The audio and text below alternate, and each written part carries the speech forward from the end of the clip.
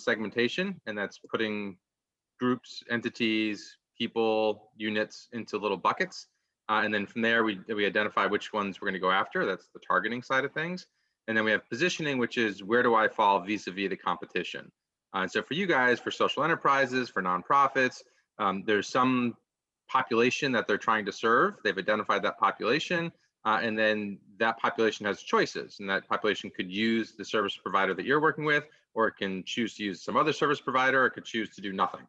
So there's lots and lots of opportunities out there. So that's that segmentation. What are all the buckets? Targeting, which one am I going to go after, and where do I fit vis-a-vis the competition? And then finally, down at the bottom, we have the marketing mix, and that's the 4 Ps. And I like to start the talk about pricing is to put pricing in context. Pricing is way down here. It's one of the 4 Ps. And so most people, when they think about marketing, they think about the 4 Ps. That's the front end. That's the sexy part. That's the part that you interact with as a person in going about your daily life. This is the part of marketing that you see, feel, and touch.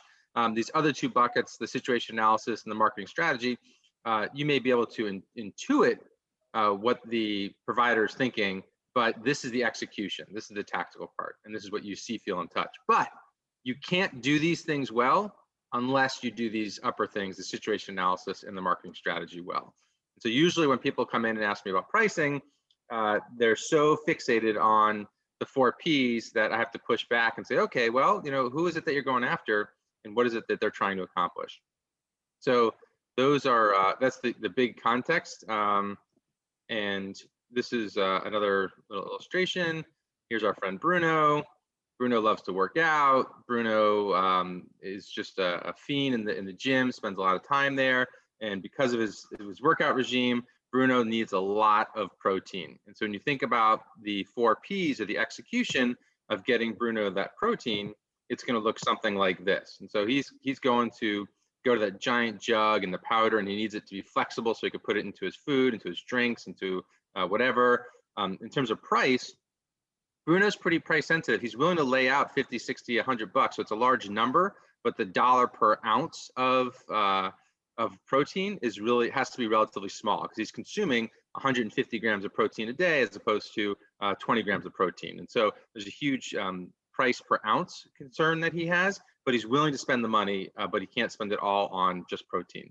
Where's he going to buy his protein? He's going to get it at a specialized shop where there's a variety of the large containers that he's looking at, those kinds of things. And then how am I going to reach out to Bruno and promote to Bruno? And that's going to be in things that he reads, which are about competitions, about bodybuilding and that kind of stuff. Now, if I were to change the target, the segmentation, targeting, positioning, if I were to change the target to our friend Natalia here, would these same 4 executions of marketing, the 4 Ps, would they still apply equally as well to Natalia? No, right? I mean, like, there's no way, right? This is not who Natalia is. It's not how she gets her protein. It's not how she thinks about protein.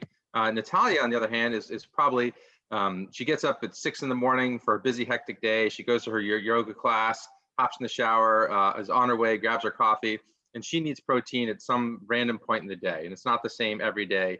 And so she's looking for a bar, snack format. Maybe it's a lunch supplement. Maybe it's an afternoon pick-me-up kind of thing. She's a lot less price sensitive. So her cost per ounce of that same protein, the same gram of protein, is way higher, right? Because she's paying for convenience. She's paying for accessibility. She's paying for portability. That's not what Bruno's interested in. Bruno is going to be with his blender and his eggs and his whatever, making a shake. That's not the experience that Natalia is looking for. Natalia's going to do one-stop shopping. She's going to buy this bar when she buys her other stuff, maybe online or in person, whatever. But she's going to do one-stop shopping. She's not going to make that special trip to that specialty store just for her protein intake like Bruno would. And I'm going to reach out to her on blogs about healthy lifestyles and that kind of thing, because that matches with Natalia. So all that to say, it's about fit, right? It's all about aligning this execution of the 4 Ps with the target that I'm actually going after. So everything I'm going to talk about from now on is about price, but you have to appreciate that I'm talking about price vis-a-vis your target audience, the customer that you're actually trying to serve. And so there has to be good fit. I have an example here of what I think is a really robust way of thinking about marketing. A lot of times people, particularly entrepreneurs, they come up with a product and then they try to chase a market. And that's a really hard way to run a business, because you think it's a good idea doesn't mean that there's an actual market out there. In contrast, I like to think about identifying looking through the 5 C's, thinking through who the target would be, and then developing the 4 P's, as opposed to doing it the other way around. And I came across this recent example, which I like a lot, and I don't expect you to read this, but it's all about ghost kitchens. And so right now, ghost kitchens are really hot and popular because of food delivery is really hot and popular because of COVID. But folks like DoorDash and Uber Eats were thinking about these things long before COVID came around. And because you are searching for burritos in your market and you're not finding burritos in your market, DoorDash knows that. And so it's a very data first, context driven idea where they're saying, you know what, we're in this market, people are asking for burritos like crazy, but no one can deliver burritos. So they've sought to solve that problem through their tactics, the 4 Ps, in a couple of different ways. One, they reached out to restaurateurs saying, hey, a lot of people are searching for burritos. You should sell burritos. That would be great. The second thing they've done is gone out and said, hey, entrepreneurs, there's a demand for burritos in this market. Set up a ghost kitchen. You don't need a storefront or anything. You just need a brand on a website. Open up and call it Burrito Brother or Burritos Here, and start selling burritos because we know there's demand for it in this market. So there's a target for burritos. There's no one just selling burritos. You sell burritos. And it's even gone as far as DoorDash doing it themselves. They're like, we've talked to restaurateurs. They don't want to sell burritos. We've talked to entrepreneurs. They don't want to open burrito restaurants, even in a ghost kitchen. We'll just do it our darn self. And they started their own ghost kitchens, launching their own products and forward integrating all the way into burrito sales. That's what I'm talking about when I talk about fit. Okay, that's it for the intro to marketing. Everything else after this is specific to pricing, but please, please, please appreciate that if you are talking about pricing, that's a very tactical element. There's a lot of strategy behind it, but there's a very tactical element that is born out of the 5 C's and the STP that come before it. All right, I'm gonna breathe. Any questions on that revision of, or that revisiting of your marketing class from freshman year? No questions in the chat. So. All right. So here we are at the bottom again. Feel free anytime, raise your hand, shout out, whatever works for you.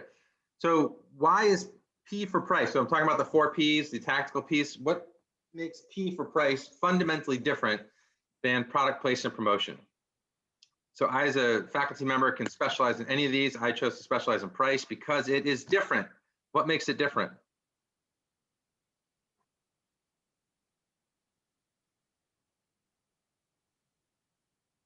I only have an hour, so someone guess quick.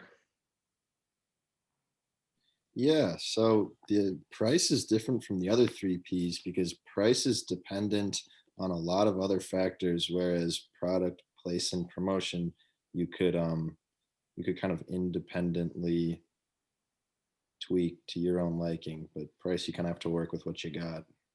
Okay, so there might be some constraints around price. All right, some unique constraints around price that we don't find in product, place, and promotion. Okay, what else?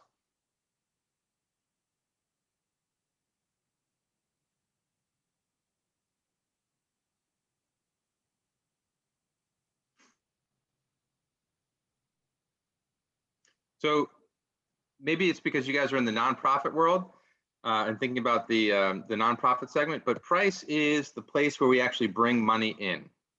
The other 3 are places that we create value. We actually, these are expenses. So the product, the place, the promotion. So is it Ian that was suggesting that's different than price. And price is the actual place where we bring money through the front door. And if we don't execute price properly, we're not going to have that money coming through the door. And so as you guys think about the organizations that you're working with and helping them with understanding and thinking about their price, they've got to get this right, because failure to get this right means that they're just not going to be able to capture the value that they're creating in the marketplace. And absent capturing that value, the business model is going to fall apart. So capturing the value is price is where we capture the value. Creating the value is borne out by the product, place, and promotion, and that's what differentiates price from the other 3 Ps. All right, here's an example for you. So we've got duct tape. So folks should be maybe are relatively familiar with duct tape. It's a universal tool that you find in your toolkit, which makes things stop moving when they shouldn't be moving, and you stick it on and it works great. Duct tape is available for $2.70, and you get 20 yards. This is from Home Depot. and you get 20 yards. So I want you to think about how we can change duct tape, create a version of duct tape, if you will, that would enable us to charge more money for essentially the same product. So you are now the manager of the duct tape category at Home Depot, and you need to have something more than just boring old gray duct tape for $2.70 for 20 yards. What could you do to this roll of duct tape to be able to charge more money for it?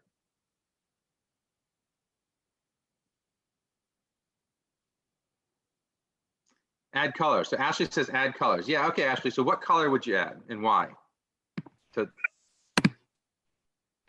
I guess like in middle school they had like the zebra print ones and people were like making like wallets out of it. So like stuff like that. Awesome. All right, right. So add color. So let's stick with that. So different, Spencer says different widths. Yep, absolutely. So there's lots of attributes that we can change. We can change the size, we can change the shape, we can change the stickiness, all those kinds of things we totally can change. Let's run with Ashley's adding colors. And so the first color I'm going to add, Ashley, is orange. And so why is orange more expensive than gray? $3.57 for 15 yards. Again, we're $2.70 for 20 yards. Here we're $3.57 for 15 yards. Why are people, what segment, what group of people? So Ashley mentioned zebra print in middle school. What segment is willing to pay more money for less yards for orange? When you think of orange, what comes to mind? What's the first thing that pops in your mind when I say orange as a primary color for a product? Maybe hunters. Yeah, hunters. Yep, and so construction, hunting, Trump. Yep. Okay, also orange. Yep, but the different orange. But yep. Okay, so why do hunters use orange? What's the fundamental underlying principle for hunters? They're using orange because they think orange is cool or fun or exciting. Why do they use orange? It's for safety. It's for visibility. Yep, safety. Okay, it's all about visibility. Don't get shot. Right. So the segment that values orange over gray is the safety segment. So if we were in the Carlson building and there's stairs in the Carlson building and there was like a broken tile, if the insurance adjuster came in and you said, oh, don't worry, I put some gray duct tape around it, no one's going to trip. Would the insurance adjuster be satisfied with that solution? No, absolutely not, right? But I said, oh, I got some orange duct tape to call out. There's a chip tile here. Don't worry, people are going to see it. I've covered my butt. It's going to be fine. That's the difference between orange and gray. It's the value derived from that segment. All right, so that's an example. Let's continue on this theme. We're going to use Ashley's color as the variant of the way to create a version, but we're going to add value. So if we can get $3.57 for 15 yards for orange for the safety segment, let's go to Ashley's. I don't have a zebra print, but I've got leopard print here. And so who's the segment that is willing to pay $3.57 for 10 yards? 10 yards, not 15, 10 yards. What segment is willing to pay $3.57 for 10 yards?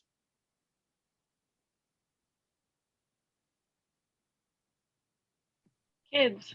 Yeah, crafters, right? So the crafting, people that were into crafting, right? And so for them, the reference price of gray duct tape is so boring. Like I can craft with that, yeah, I could work with it, but I mean that's nothing compared to zebra print or to leopard print, right? That's like pales in comparison. Yep, absolutely. Okay, so we've got the crafting segment here, we've got the safety segment here, we've got the general use segment here. A couple more examples here. Next one I've got, someone wrote younger kids. Leah said younger kids, their parents. So I am fortunate enough to have here a SpongeBob SquarePants Hello Kitty belt that my daughter made for me. Yeah, super cool. And so you can imagine we're heading through Home Depot, and there on the duct tape rack is this SpongeBob SquarePants duct tape, and $5.97 for 10 yards later, I'm in. So the segment here is definitely kids, but who's the actual, so that's the consumer, but who's the customer? Who's paying for it? Who's the sucker that paid for it? Parents, right, absolutely. So parents are paying for it. Me, I'm paying for it. And so my willingness to pay to satisfy my kid is way higher than it is for satisfying myself. As an individual crafter, I might be willing to spend $3, $4, $5, but as a parent for a kid, I'm willing to spend $5, $6, $7, right? And so there's a segment that we're going after there, a different version. Again, all we've done so far is change the color of the product. All right, we've got 2 more here. So now what's the next segment? So again, you manage duct tape. What's the next segment you can go after and charge more money for less tape? And what would you stick on it? Believe it or not, we got 2 more to go. There's that much more value out there that we can capture. Think about segments for whom there's a tremendous amount of willingness to pay and value for the product.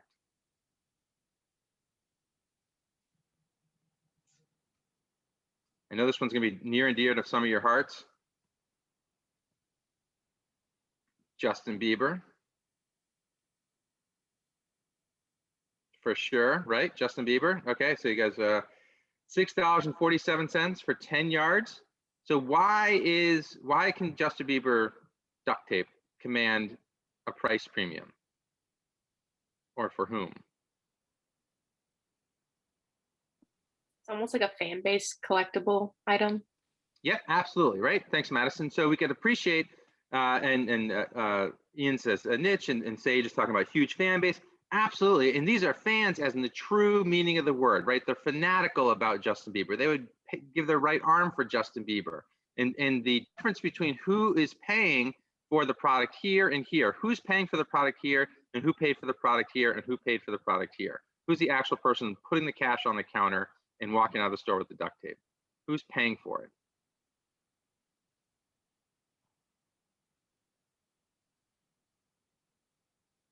Teenagers, yes, Ashley, absolutely, right? So teenagers, and so how good were you at managing your money and recognizing that a $6.50 roll of Justin Bieber duct tape is actually not that great of an idea?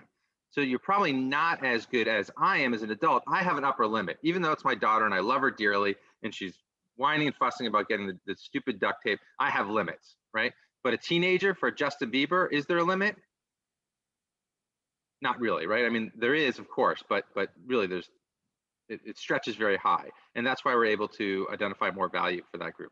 Okay, the sixth and final is the last one here, is the other fans. And these fans are fans of colleges and sports teams and those kinds of things. So the same conceptual idea extends that if you have been to a tailgating party, which I'm sure some of you guys have been to, you can appreciate going to those tailgating parties when you see people spare no expense. And so if there was a new whiz bang thing with the Goldie Gopher on it, and you could show up at the next tailgate party with that thing, for sure, you're in, you're gonna buy it, and you're gonna spend that money against it. So $6.97 for 10 yards of duct tape.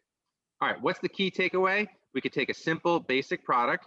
We could identify segments. We talked about segmentation, targeting, positioning. We could identify segments for which there is varying value, and we can create a different version, P for product, for each of those different segments, and we could charge a different P for price, capturing the value for each of those different segments. So we're thinking about segmentation. How is value change across segments? And how can I create a version, P for product, for each of those segments, and then capture that value with a higher P for price? And for any of those One Direction fans out there, I know you're heartbroken, they broke up, but I've got a mostly unused roll of duct tape, of One Direction duct tape here. So if you can contact me after class and we can negotiate a price for that very limited edition discontinued product. All right, so questions about that idea, about the role of segmentation, the role of versioning, the role of identifying the willingness to pay across segments, and then meeting those segments with the correct product for that given segment. All right, who's been to New York City? Anyone been to New York City? A couple folks, awesome, right? So in my view, I saw Ashley raise her hand, so I'll scroll down so I can see other people too. But if you go to New York City, one of the things that you might do is you might visit the Empire State Building. Super fun to do. And if you go to the Empire State Building, you have 2 choices. You could pay $32 or you could pay $65. $32 gets you to the top, the same place as the $65 option. However, the $65 option means you don't have to wait in the long, long line. So who do you think is the primary segment, primary target that goes after the $65 price point, and why?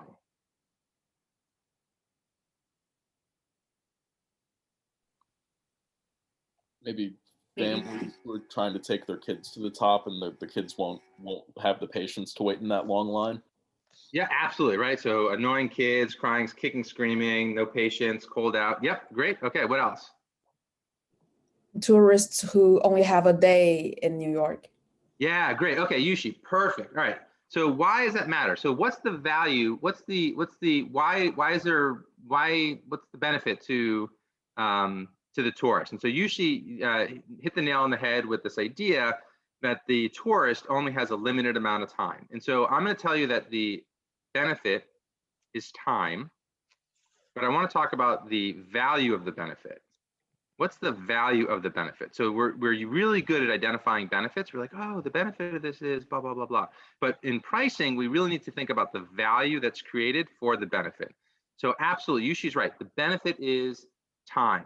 But let's unpack what we're talking about there. So Yushi goes to New York City, goes to Manhattan, gets in line, and is thinking about what she's doing. And she winds up and she spends the $32, waits in line for 3 or 4 hours, gets to the top of the Empire State Building, looks out, sees the beautiful Manhattan skyline, enjoys the crisp blue sky. And then she comes back and she has coffee with Morgan.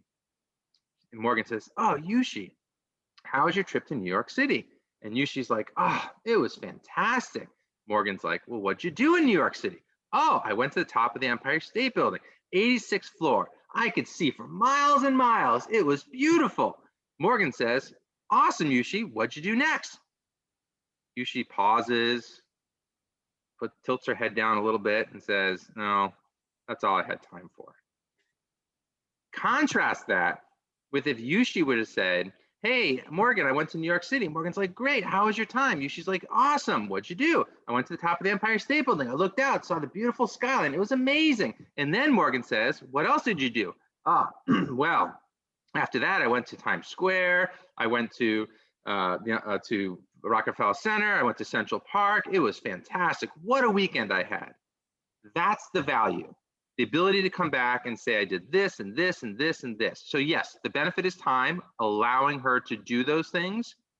But the value is her having coffee with Morgan and relaying all those experiences that time enabled her to have.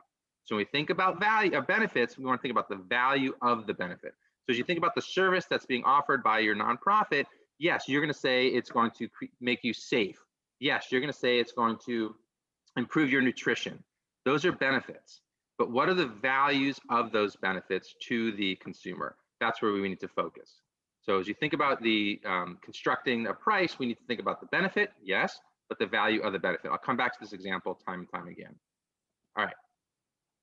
So as you look at your firms, this is a little bit more tactical. There's a couple ways that people think about pricing. The most common pricing strategy out there is cost plus. So as you think about your firm, I don't know if you guys have dug this far into the firm's financials, but how are they thinking about pricing?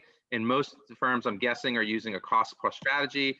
Cost plus means that they take their cost and they add some markup, 30%, 40%, some overhead. They're like, oh, we got to keep the lights on. We got to pay fixed salaries. We got to pay the rent. Okay, fine. If we add 40% to all those costs, then we'll be sure we cover those costs, and then we'll be able to continue on with our nonprofit work. Cost plus, very, very common. A lot of businesses do it, not just nonprofits. Probably about 60, 70% of businesses are using a cost plus strategy. Very, very common. So folks that are doing cost plus, what's the primary source of data? If you were put into the shoes, the nonprofit hired you, said, hey, great, come on board, help us out. The first thing we need to do is pricing. And they said, the way we do pricing is cost plus. Where would you go to get the information that you need in order to set the price?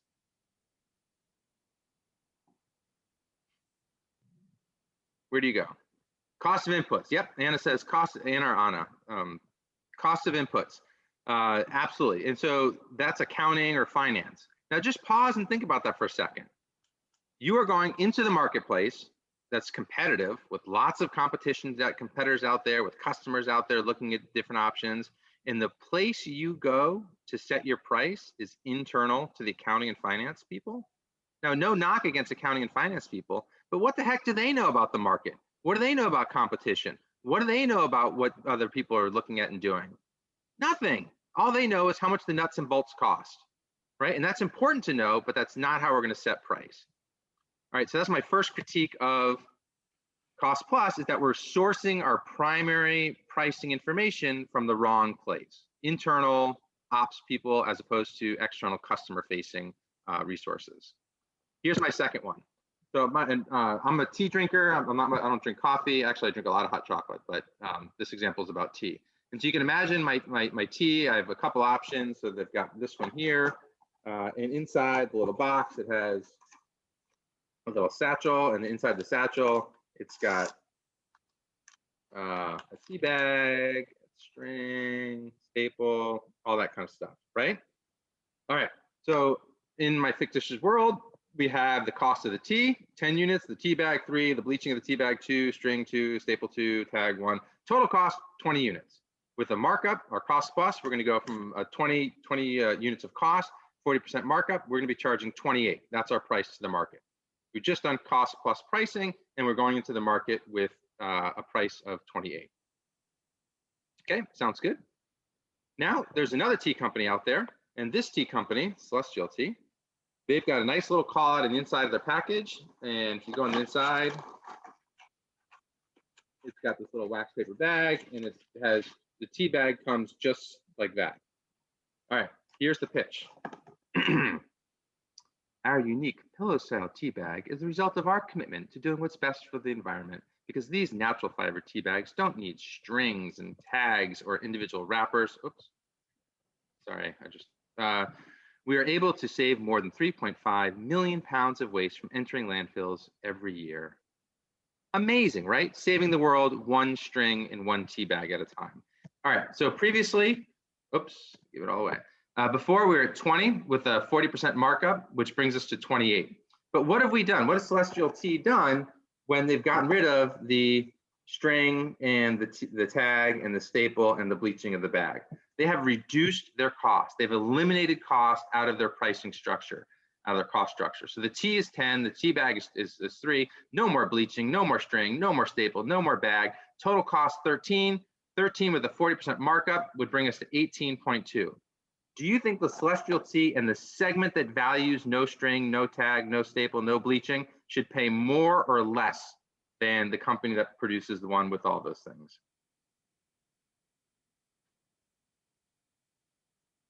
Correct, more. But cost plus pricing would tell us to do what? Would tell us to price lower, because we've extracted cost out of our system. So if we use cost as the basis for our pricing, we may be underpricing because the value in the marketplace is not a function of our cost structure. The value in the marketplace is a function of the value in the marketplace. It is not a function of our cost structure. Our costs are not the customer's problem. Our costs are not the customer problem. It's not fair to go to the customer and say, well, you know, this string costs money. You have to pay for that string. That's why you're paying for it. That's not a reasonable justification for charging people for the string. If you think that getting the tea bag out of the bottom of the cup is valuable to the consumer, then you could charge them for the string. But you can't charge them for the string just because you paid for it. That's not justification for the value. Okay, so that's what I want to say about cost plus. I could say a lot more, but I want to focus on value-based pricing, which is the topic that I want you to take away from this discussion. So I'm going to show this slide to you in 2 different ways. This one first uses words. The next one will be a picture. So people learn differently, so we'll use both of those modes. We're going to talk about economic value, and the total economic value is a function of the reference value. That is, if not you, then what? If they don't use your product or service, how are they solving that problem? So if not you, then what? Or you might think about it as the next best competitive alternative. So if they're not using you, how are they solving the problem instead? What are they doing? And then we're going to look at differentiated value. Differentiated value, net differentiated value is going to be the positive attributes, netting out the negative attributes. So what makes your product better? And what makes your product worse? And what's the net effect of that? So you'll see there's no cost here. Cost is not relevant. The cost is not the customer's problem. We'll talk about cost later on. And again, reminder, we're going to price the value of the benefits. So the benefit is time. The value to you sheet is being able to have coffee with Morgan and be able to tell her all the exciting things that she did. So the value of the benefits, not the benefit themselves. All right, what does this look like in a picture? Reference value, next best competitive alternative, the blue box at the bottom. If not you, then what? If they don't use your service or your offering, how are they solving the problem? Positive differentiated value, the things that are truly differentiated and the consumer believes to be great. Positive. But there's also things that you don't do well. Maybe it's hard to order your product, or maybe your product has a 3-month lead time, or maybe your product's not available in all regions. There's some negative attribute that's lingering out there. And so you need to net that out. So you take the reference value, so that's going to be, let's call that 100.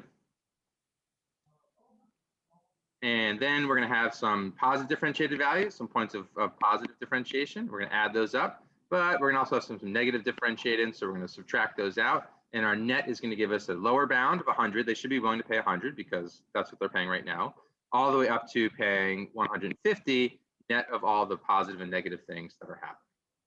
And what can these positive and negative things be? They could be lots of stuff. And I'm sure you guys have seen, felt, and done all these kinds of things. Could be the brand, just carrying around the Gucci bag, right? It's not the material cost that makes Gucci expensive. It's the cachet of having the Gucci bag. It could be the quality. So some of you might have a skateboard and the wheels on the skateboard roll more smoothly than other wheels, and you're willing to pay a little bit of premium for better bearings in your skateboard. Absolutely. It could be any list of attributes or service offerings, ease of purchase style, whatever. It could be lots of things. The key idea is that it could be both monetary. I can go in and I could say, well, if you use my cleaning solution, it'll clean 20% more efficiently, and therefore you can cut staff, one staff person, and therefore you're saving $100,000 a year, and that's why you should pay slightly more for mine. Would you pay $50,000 a year more for $100,000 savings? Sure. It could be psychological. Gucci as a brand, right? There's nothing inherent about Gucci that makes it more expensive. It's just this thing in our brain that makes us think it's more expensive. That's it. All right, last thing I'll say here, and then we'll pause and take questions, is this is the basic model, and then I'll just spend the rest of the time giving you examples of the model and let you practice.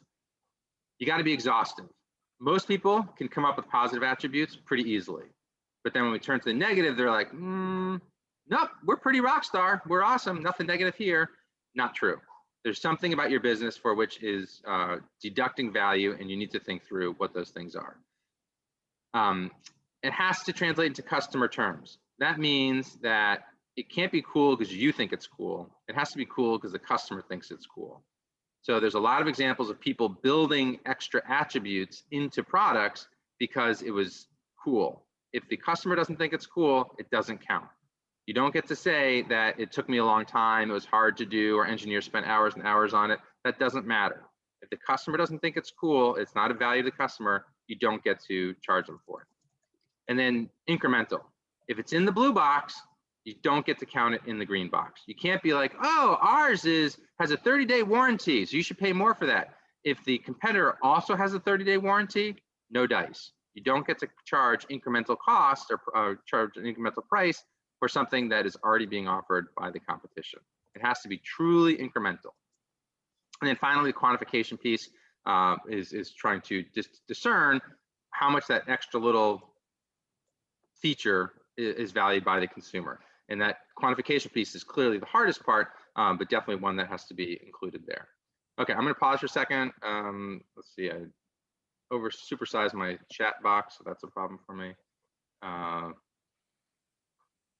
Okay, so externalize, so Leah, externalize have tremendous value to customers and beneficiaries. Yep, okay. Other questions or comments about the basic model? So this is it. This is the whole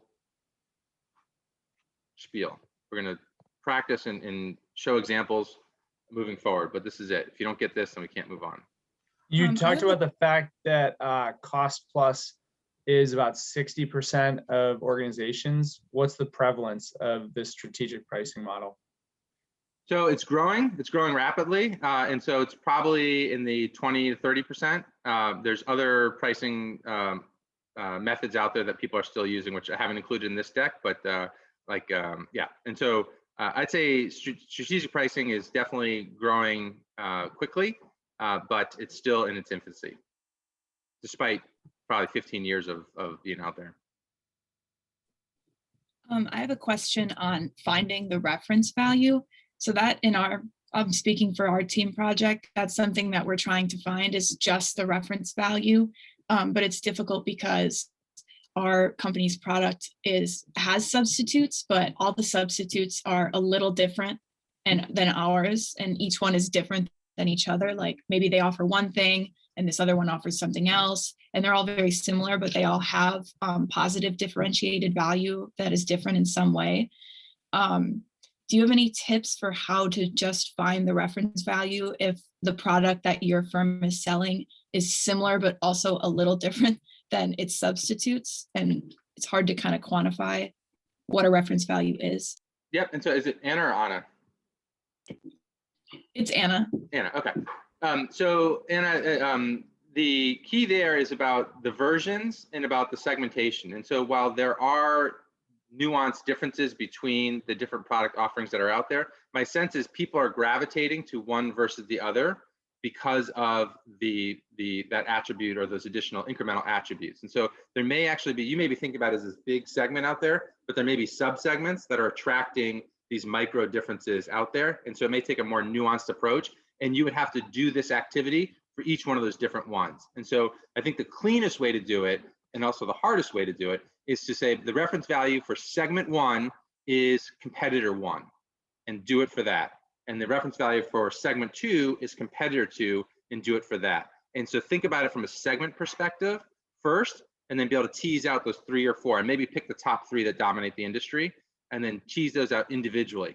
You certainly could do basket of good approach and sort of throw in general on average the offering and how do you net out versus those, and you know there's some pluses and minuses here and there, but in general on average. And that's a easier, faster, dirtier, cheaper way to do it, but not as precise. Because my sense is if there are truly real differences, the people going to those different offerings are doing so because they value those things individually. So back to the duct tape example, could my daughter have, here, hang on.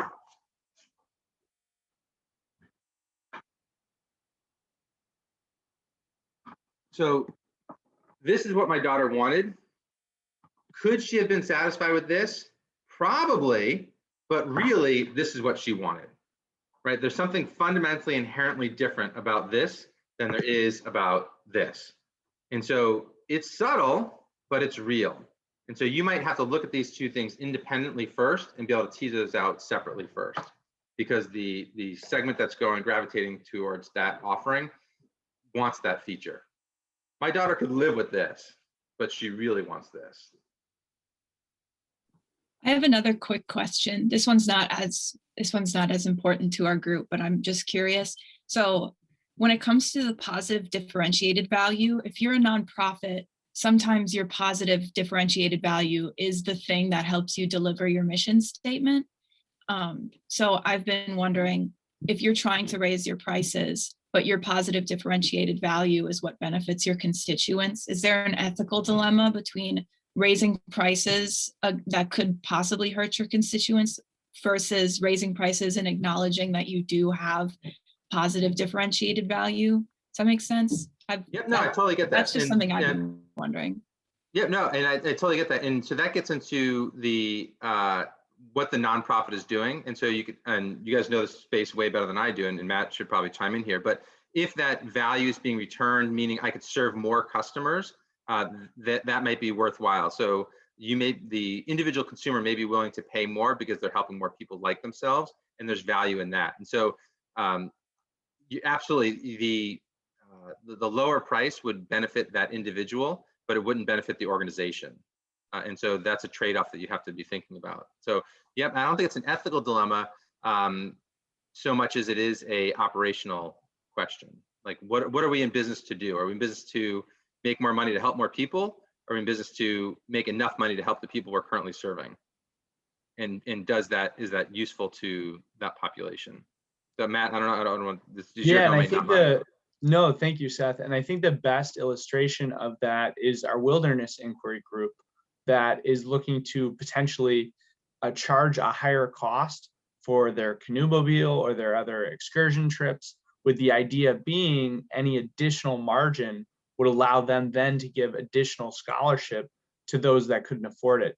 So as Seth is talking about, you're actually growing the amount of participants, but they would be coming in at more varied rates.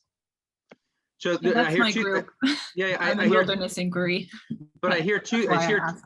I hear two different things there though. One is a version, which is you can pay this premium price, which allows an additional sort of pay it forward model, right? That's one version, but a different version is we have the standard price that doesn't include paying it forward. You get the benefit of the service, but you're not doing the extra thing, which is paying it forward to the next person. So you can imagine a two-tiered pricing structure. You pay $10 for the excursion, you get the excursion, it's great. You pay $12 for the excursion, and now you're getting to not only get the excursion yourself, but you're helping to fund somebody else who can't afford the excursion to get it as well. You could do this two-part pricing, like those two separate things, but you could also just do it as a flat rate. So Tom's Shoes doesn't offer you a $25 pair of shoes so that you get yours, but they don't get theirs.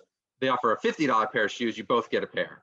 That's the only offering. And so they've made that strategic choice that they're doing, that there's enough people out there, the segment who wants to pay it forward is big enough that that business model works. So you could do it, I think you could do it either of those three different buckets. One, pay 10, get yours, screw everyone else. Pay 15, get yours, half fund somebody else, or just pay 15 and we only care about the segment that cares about other people. We don't care about the other segment.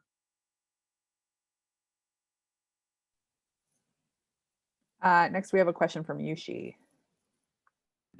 Yeah, so I wonder if it makes any difference if you have different customers, say if you have like terminal users of your services or products versus when you have like the government as your customer. Yep, absolutely. So those are different segments, and those different segments are going to have different requirements, and you're going to have to treat them as different segments. So the government may have price bands that they can't work. They have to work within structural things like that.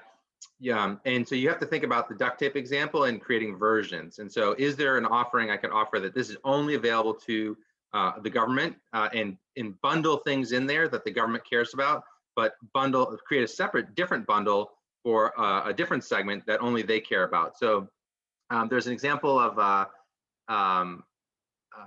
don't know, so like Ecolab, and they want to sell a cleaner to bars and restaurants. Well, if you buy the Ecolab cleaner, you get a free set of shot glasses.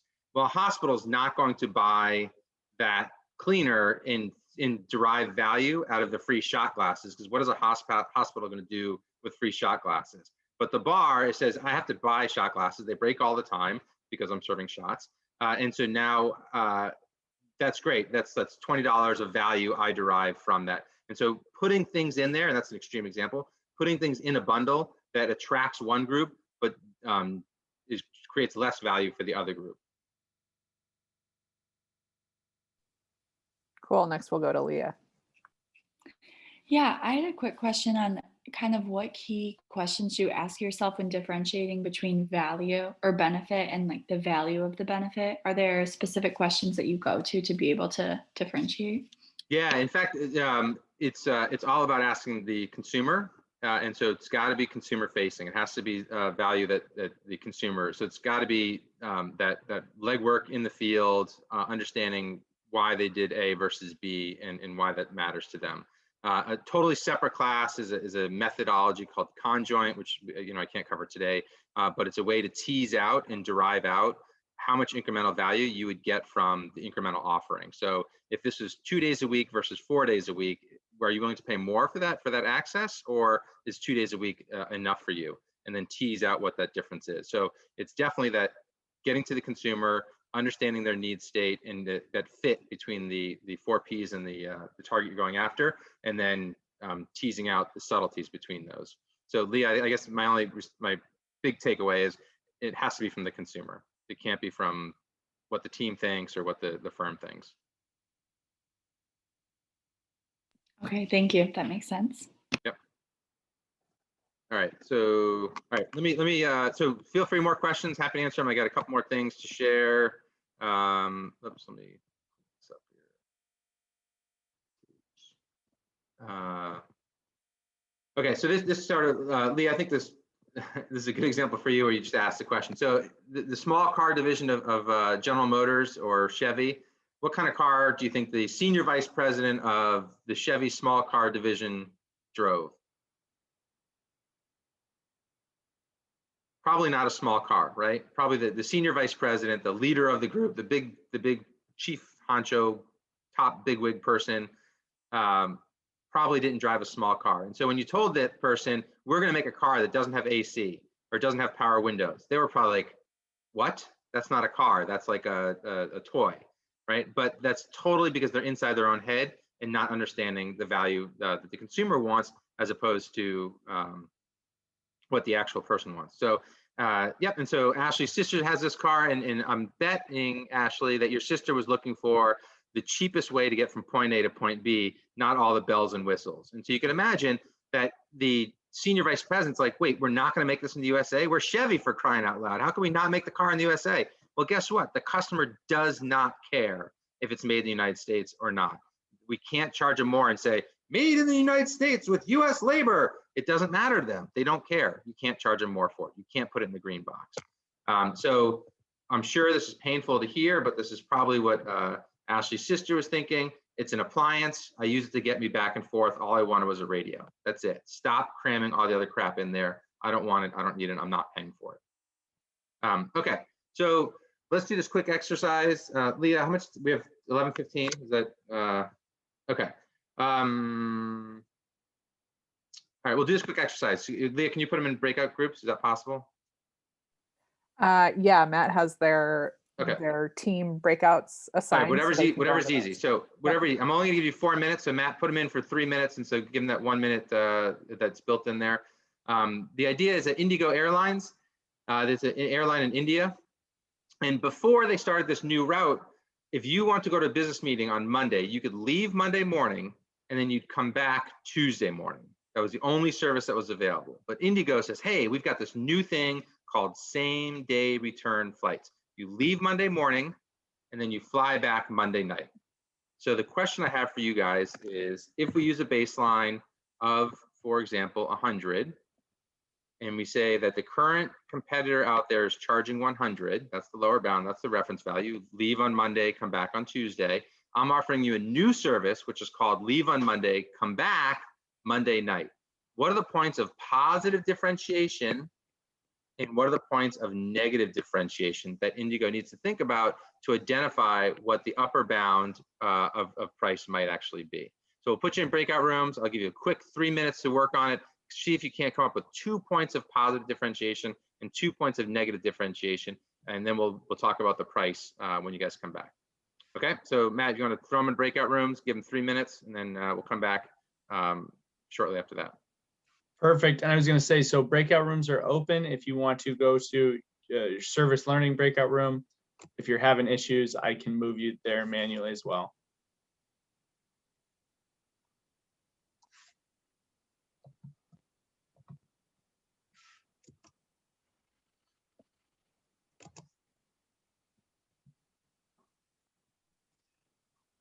I don't see anything.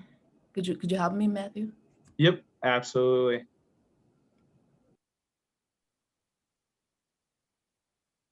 It looks like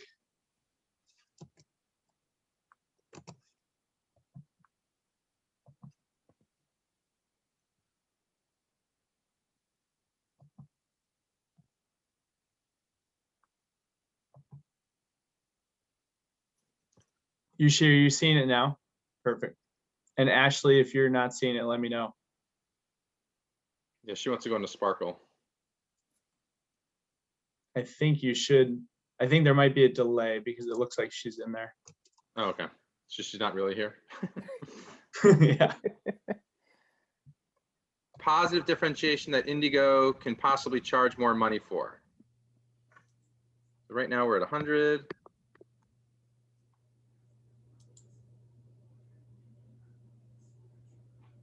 The first positive differentiator that I could think of is that the person on the flight would have more time to do other things. Okay, so so they would have maybe time with family. Let's say that.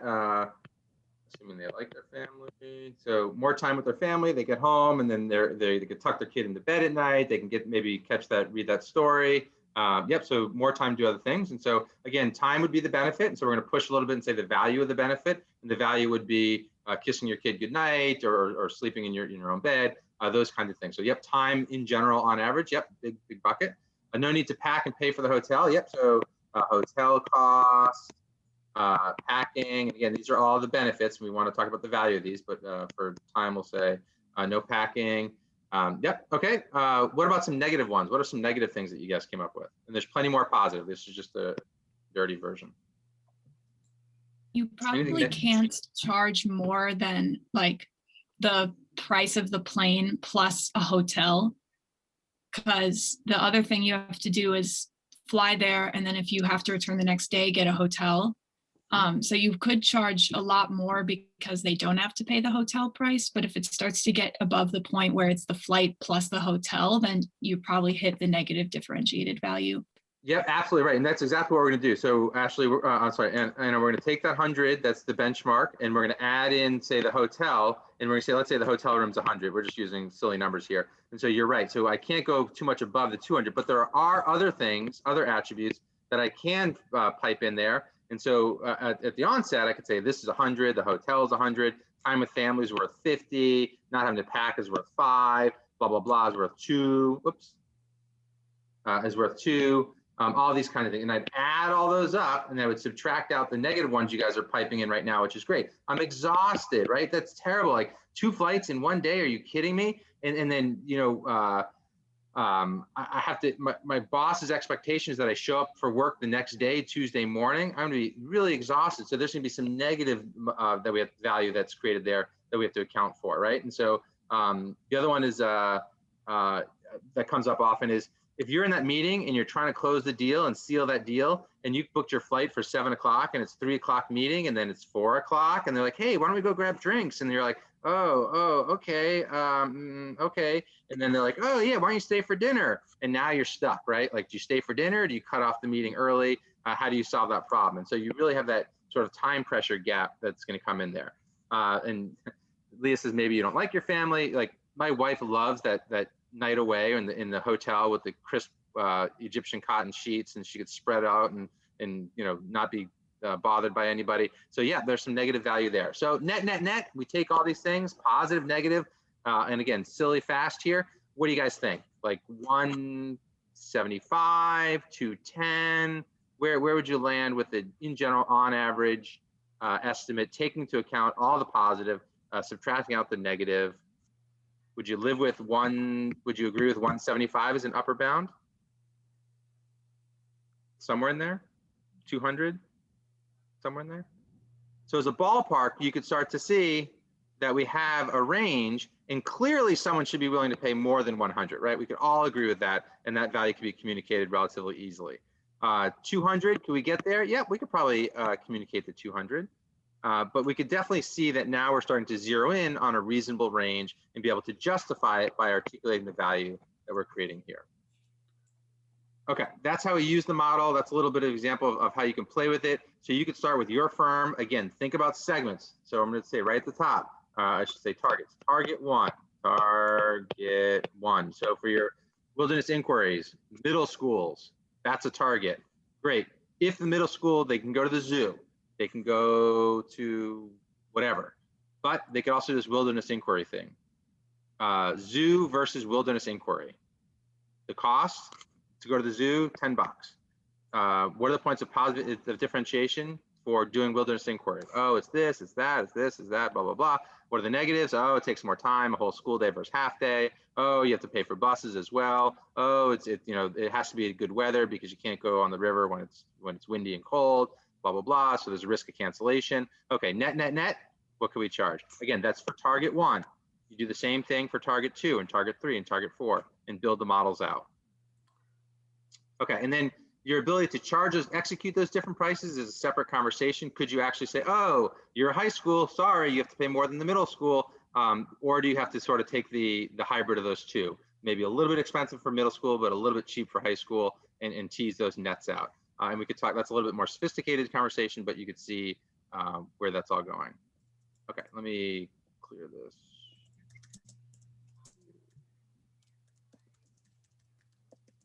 All right. I lost control. There we go. Okay.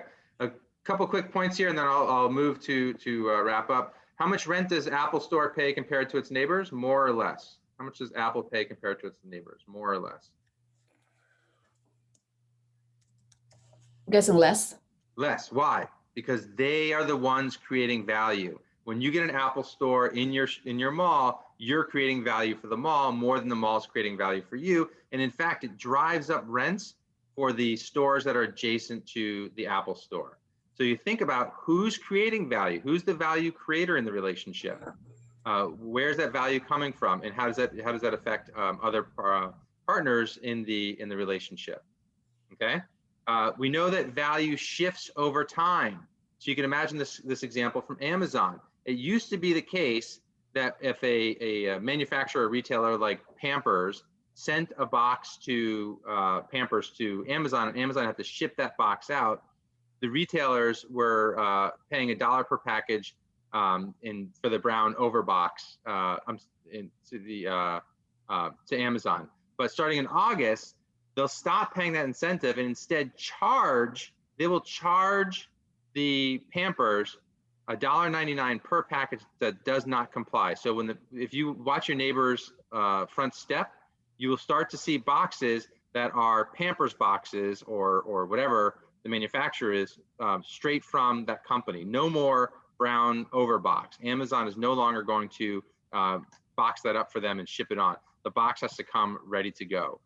So over time, who had power has shifted and changed, and who's creating value has shifted and changed. Another example I love is Waste Management does all the collecting of your trash and your recycling. The value of the recyclable material used to be high enough that Waste Management would pay a county and say, we will come in and pick up your recyclables and we will pay you for those recyclables. We will buy the recyclables from the citizens of your county. But alas, the world changed and the ability for Waste Management to resell those recyclables has gone down dramatically. And now that same county is paying Waste Management to haul the trash away, to haul the recyclables away. So the value in the marketplace has shifted and changed so much that it's gone beyond zero into negative, and now the county is paying Waste Management to get rid of it. So think about how value shifts and changes over time. It's not static. Okay. All right, so that's the big picture. It was brought up and mentioned. I'll skip these examples. Okay. So you guys are dealing with intermediaries. You guys are selling into, so I have the CPG example here, but yours is the school or whatever. You're selling into intermediaries. So you have to go through the marketing management process to sell to the school. And then the school has to then sell to the parents to be able to go on the trip and do the wilderness inquiry kind of thing.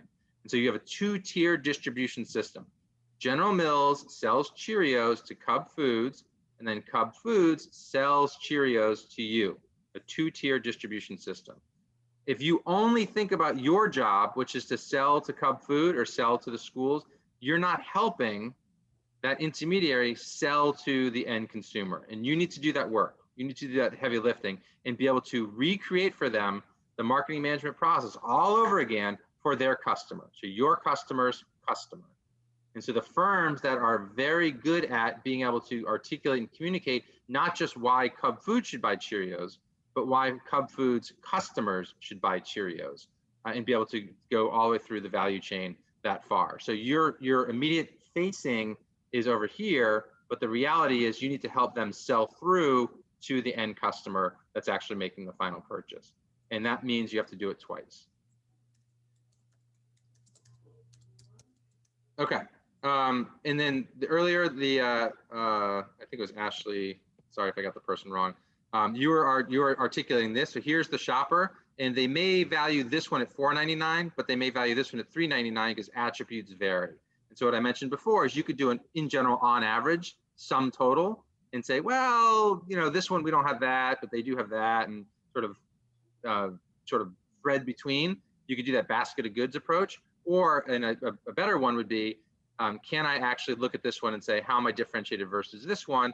How am I differentiated versus this one? How am I differentiated versus this one? And do the heavy lifting of doing each individual ones. If these are really different segments and the purchaser is not really cross-purchasing that much, that's a cleaner way to do it and a better way to do it. But if there truly is variation, the same shopper could be in any one of these buckets, then you're going to have to do the basket of goods and sort of have a general sense of where you fit and how you compete.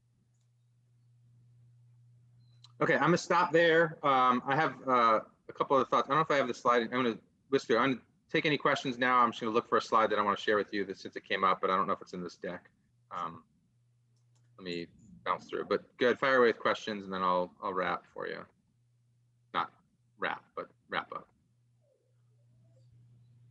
It's not in this deck. Okay.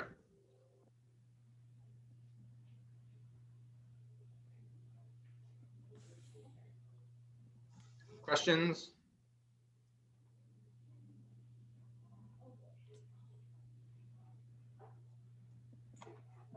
Thank you so much, Seth, for the time and opportunity to speak today. Does anyone have, as you now put your thinking cap back on, taking it back to the projects that you're working on, any questions related to price on your projects?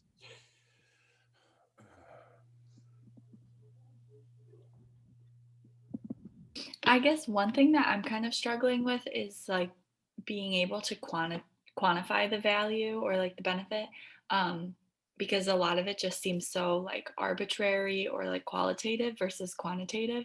How do you navigate that space? Yeah, and so the value quantification piece clearly is one of the most challenging parts. And again, there's tools and mechanisms out there, and the flavor of the day right now is called conjoint, and that helps you to establish or discern the levels of willingness to pay across attributes. But I think one way to think about it is if you could look at two competing products and there are customers for both, and then tease out what's different about them and why that might be, why people are paying a premium for that offering. And so, yep, definitely the hardest part, but there are strategies and tools out there to do it. Maybe I can come back and share one of those with you. But the short answer is, can you take apples and oranges and put them next to each other and be able to understand from your consumer why they might be willing to pay $2 for an apple and $1 for an orange, and ask those questions. So go ahead, Greg. Go ahead, Yushi. You have to unmute. Okay.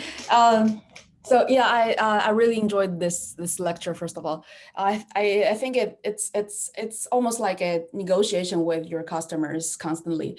So my question about our group project is, the organization we're working with, they try to build a new infrastructure and to build social impact, like completely just social impact. So I wonder, how do they find their customer? Like, who could pay for the social impact?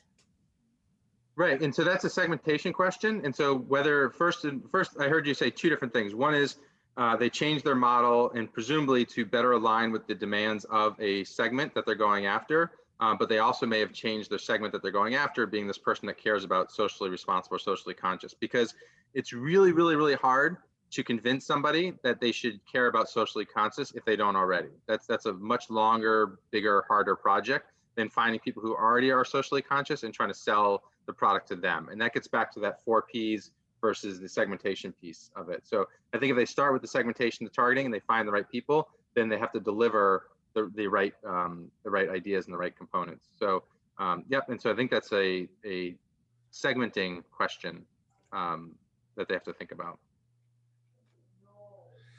Let me share, Greg, go ahead and ask your question. I want to share this example with you. And it's about communicating value. So usually part of the challenge is what value actually matters to the customer. And then another element is, are you communicating that value to the customer? And so I like to travel, my family likes to travel, and this is from Cambodia. And so Cambodia has been involved in a lot of civil war and wars imposed on them. And a lot of landmines were put throughout the country. And it's very dangerous in some areas because landmines, you can't see them, and so they're, they could explode. So here's the Landmine Museum, and it tells you the story and the importance of landmines in the culture. Adults are $5, children are $12. I'm sorry, children 12 and under are free, and Khmers, that's the local people, are free. And so when you see the sign as a tourist, as a white guy coming in, I'm like, wait, what's the deal? Why do all these other people get to go for free, but I have to pay $5? That's not fair. What? How? I mean, sure. Well, yeah. But that's not what the sign looked like. This is what the sign actually looked like. And so you can imagine the difference when you're faced with a sign that says you got to pay $5 and everyone else gets to go for free versus a sign that communicates the value. How is your money spent? $1 of each ticket is used to clear landmines. $1 of each ticket is used to support programs in the rural villages, and $3 is used to support the children who live here at the museum and to pay the staff a fair salary. Now, those 3 lines that communicate the value and where's the money going changes the dynamic totally, right? Like if I walked up and the sign just said $5 for you and free for everybody else, I'd be like, oh man, here's my $5. But when I see the rest of this, I'm like, 5, take 10. What, make it even 20, please. Clear more landmines. Don't just use $1 to clear landmines. Use $5 to clear landmines, right? And so usually that communicating the value, and if this resonates with the segment for whom this is important, it's going to win. But if I don't care about clearing landmines, then it's not going to win. So there has to be that alignment and the communication of the value. I think that makes total sense, Seth. My question for you is just, I found in my career that most people, I mean, you said, you know, they use cost plus, whatever, 60, 70% because they understand it. I found like even dealing with staff and other folks, that's where their mindset was with cost plus. And when I tried to explain to them other methods and ways, strategic and whatnot, they thought it was, you know, just marketing mumbo jumbo and didn't, you know, kind of threw it, just dismissed it. And they would always tend to revert to cost plus. So I'm just wondering, you know, for our students, I mean, if you're saying this to your clients, I mean, don't be surprised if they come back at you with what is my experience. Can you comment? And I think that's absolutely true. And I think there's 2, it's a leap of faith. For sure, it's a leap of faith because what they're doing, they know is going to cover expenses, and they know it to work as far as they've been successful. So it's a leap of faith to make the change. I think one way to help is give an example. And the textbook example is a company called Parker Hannifin. And Parker Hannifin is a B2B. So everyone's like, oh, this won't work for B2B. Oh, this won't work because I have so many SKUs or individual items. Oh, this won't work because of blah, blah, blah. Well, Parker Hannifin is a company that has all of those barriers, all of those problems, and they've been hugely successful in being able to transition to value-based pricing. And I could send you a Wall Street Journal article on them so you have an example. I know it's not nonprofit, but still it meets people where they're at with all of those different critiques that they think it's not going to work, or this is why it's not going to work. And so that's Greg. I think that's how I would approach it. The second thing is it's hard because you have to be right about your segments, and you have to be serving the right segments with the right value. And if you have misalignment there, it's not going to work. So I think that's a huge challenge. And let me maybe finish by sharing one more thing. And this is a tool that I'll share with you with Matt, and he could post it. So, okay. So it's just a simple Excel worksheet. And the idea is that you put your product here, and then you put your reference product here. So if not you, then what? This is the blue box at the bottom. You put the reference price here. That's what they're currently charging the marketplace. And then here we have our New York Empire State Building with Yushi example. The feature of the benefit is time, and it's easy to put here, but why does it matter to the customer? And that's really where you have to do the legwork to reach out and understand what's the value of time for Yushi. And it's having that coffee with Morgan and being able to articulate all the fun that she had when in New York City. This is the red box, blue box, green box part. If it's inferior, it's the red box. If it's similar, it should be in the blue box. And if it's superior, then it should be in the green box. And for me, you just put a check mark here, and that's just a gut check and tells me what I should expect to see over here in the incremental value. If it's inferior, this number has to be negative. If it's similar, this number should be 0. If it's superior, this number should be positive. And then my degree of certainty. A lot of you ask, like, well, I don't know, how much value is out there? Well, great, give me a gut sense. Are you certain? Great, give me a 2. Not so sure, give me a 1. If you're totally unsure, give me a 0. And that directs me of where I need to go and do more work. If I get a 2 here, highly confident, great, lock it in, move on. If I get a 0 here, great, spend more time and effort on that attribute and tease out how much value is actually being created there and do more hard work along that attribute as you go forward. So I'll share this worksheet, and then you guys can play with it and work with your clients to populate it. But I think the most important thing is this cell here, is why does it matter to the customer? What are they getting out of it? And how is it positively or negatively differentiated? Okay, I'm gonna stop. I'm gonna leave you guys. I know you got a few extra minutes here. I was going to say, and one of the questions came in earlier, Seth, if it's also possible to get a copy of the slides. Yep, no problem. Yeah, appreciate it so much. Thank you for the time today. And if there are further questions for Seth, we'd be certainly happy to connect you with him as well. Yep, happy to do it. Okay, bye guys. Take it easy. Have a good afternoon. Thank you. And Yep. yeah, if anyone, for the rest of the class, if you do want to hop into your breakout room, if you have any kind of closing things that you want to be working on, I can leave those breakout rooms open. But otherwise, feel free. Have a great rest of the day, and I will see you on Tuesday. Thank you. Thanks. Thanks.